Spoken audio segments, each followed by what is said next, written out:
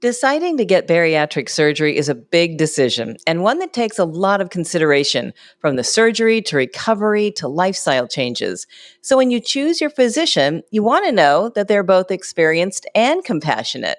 Let's meet Dr. Christopher Manieri, bariatric surgeon at Beebe Healthcare, here to tell us more about what his job entails and what he does outside of the hospital during his free time.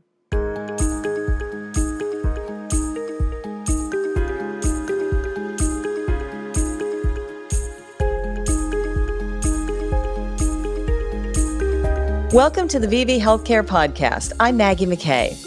Dr. Manieri, thank you so much for making the time to be here today. To begin with, can you please introduce yourself? Sure. Thank you, Maggie. My name is Dr. Christopher Manieri. I am one of Beebe's bariatric and general surgeons. And what's your background? What got you interested in your current career? So my background is I've been raised in Delaware and trained in Delaware up at Christiana Hospital in Newark. I did my general surgery residency there, and then I did my fellowship in minimally invasive and bariatric surgery in Fairfax, Virginia. And from fellowship, I knew that I wanted to come down here to Southern Delaware, and was lucky enough to be in a role to supply bariatric and to be a bariatric and general surgeon here with Beebe Healthcare. Was there any life event that inspired your career choice, maybe when you were younger, or a person that you knew that you thought, that's what I want to do? Well, I always knew that I wanted to be a surgeon. I wanted to work with my hands, and I really enjoyed the minimally invasive approach with advanced laparoscopics and now with robotic surgery.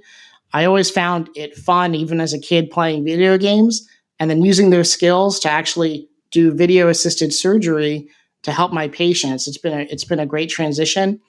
And even though it's hard work, it's a lot of fun for me as well. And what's the most rewarding aspect of what you do?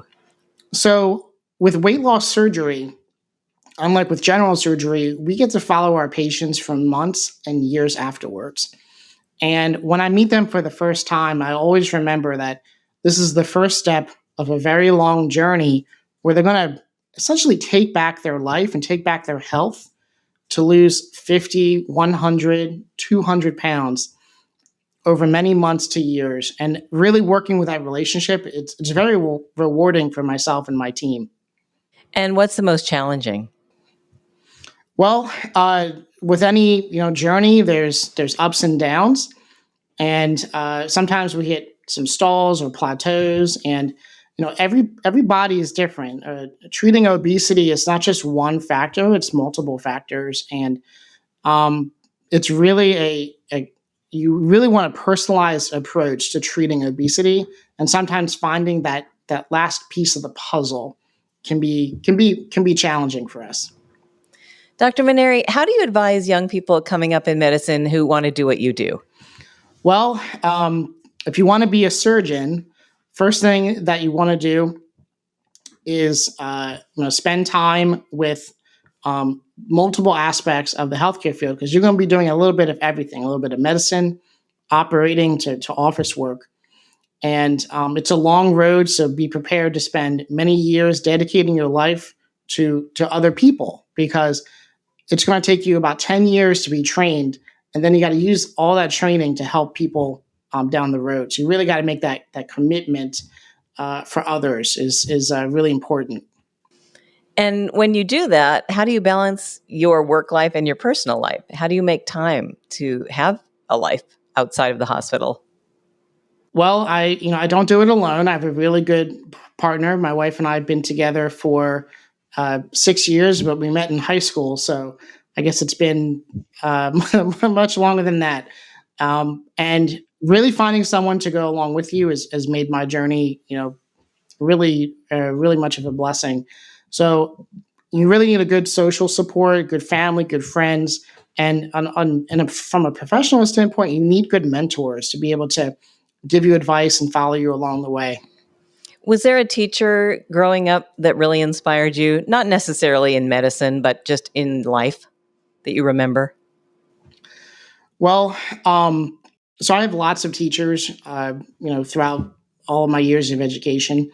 I was a classically trained pianist and organist, and that was what my training was in.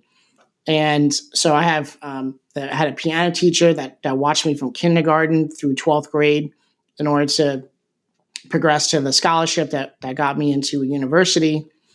And then I really made connections with a chemistry teacher, biology teacher that helped me figure out what I wanted to do with my life, if I wanted to go the professional music route or become into medicine and become a surgeon.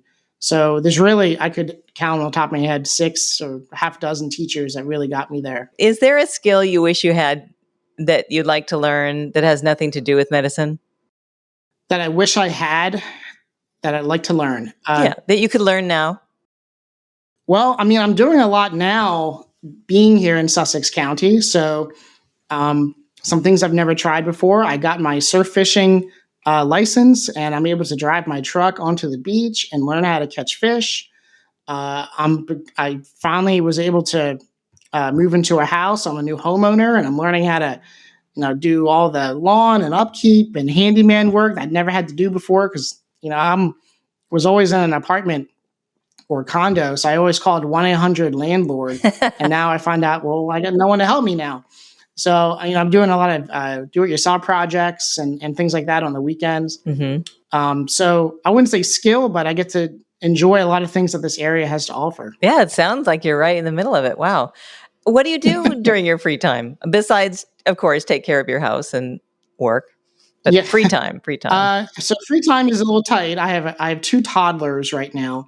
And so they take up a lot of my time. They're 3 and 18 months. Wow. And actually, my first week on the job, my wife wakes me up and says she's in labor.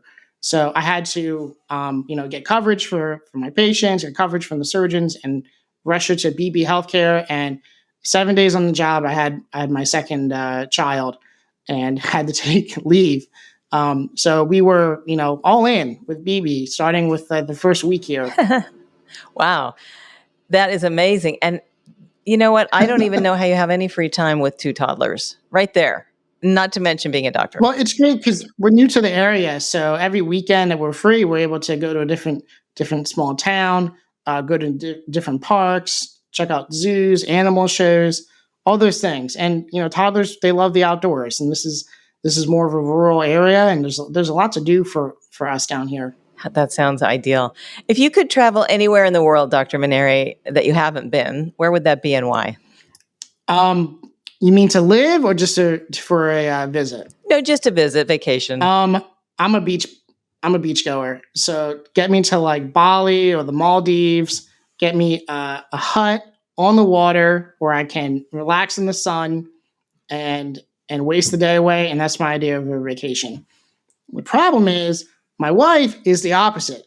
On vacation, it is not just a routine, but a compacted list of 27 things you have to do in a day. She'll take me hiking. You got to go up a mountain for 5 miles, and then in the evening we're going to go on a 10-mile kayak trip, and then we're going to do like spelunking the next day. And I'm like, that's exactly. Of course, she's going to watch this and say, "What are you telling people out there?" But so she's the exact opposite. But get me on a on a relaxed like Caribbean or like East an Asian beach, and that's where I'm at. I'm laughing so hard because that's exactly like my husband and me. Last time we went to Hawaii, I had like a schedule, boom, boom, boom, boom, activities every minute. And he's like, "Can we just sit on the beach?" And I'm like, "No, we can sit on the beach at home," because we live in, near the beach. So that's hilarious. I know, but you work it out, right? So if you weren't a surgeon and you weren't a pianist, what would you be? Well, you took my top 2 there because I love music, and I would definitely be something in the music route because I was planned on becoming a music teacher and playing music and the organ on the side. So I really like to teach.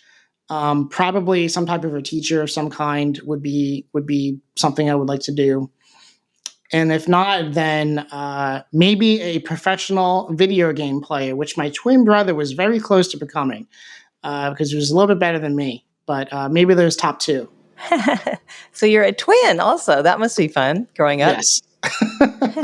What are the advantages to that? Advantages of having a twin, there's not. Mhm. There's terrible. I mean, I guess you always have a friend, but growing up, we had to share birthdays. We were born right before Christmas, so really, your presents were cut in half, cut into a quarter of what everyone else got, because everyone just doubled up in things. And you can only get something where there's two of. So you never got one thing by yourself. So mostly what we got was clothes, because then they can get two of them. If you wanted one specific gift, well, you had to have two of them, because if you couldn't do that, then you're out of luck.